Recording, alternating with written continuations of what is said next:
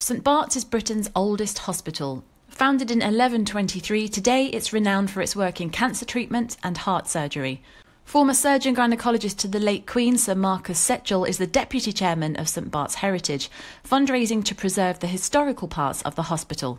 They didn't actually have doctors in the early years in 1123. They were really nuns from the priory and nurses, but they weren't qualified nurses. They were carers, basically.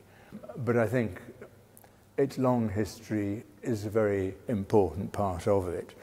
A £10 million conservation project is underway as part of the 900th anniversary, restoring items like this William Hogarth painting dating back to the 1730s.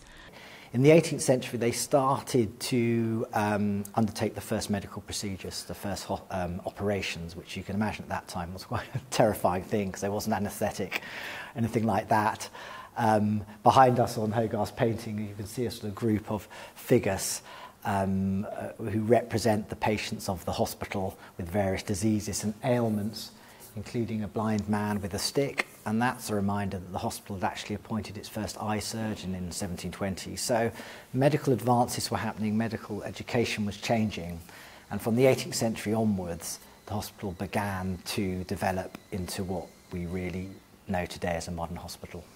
Bart's is one of the leading heart hospitals in the world. Chief Surgeon Stephen Edmondson has been at St. Bart's for over 40 years. But Bart's has always had a tradition of excellence. It was very clear to me when I came here that he had that tradition. And it has an illustrious history, but I think we're very now centred and grounded in the here and the now, and we're doing really good work now that's innovative. What we've tried to do is do the basic stuff extremely well, but the thing that Bart's does on top of that is it innovates. So we have specialist programmes that sometimes are unique to Bart's, and that's been the way, in my role as clinical director, I've tried to develop the service.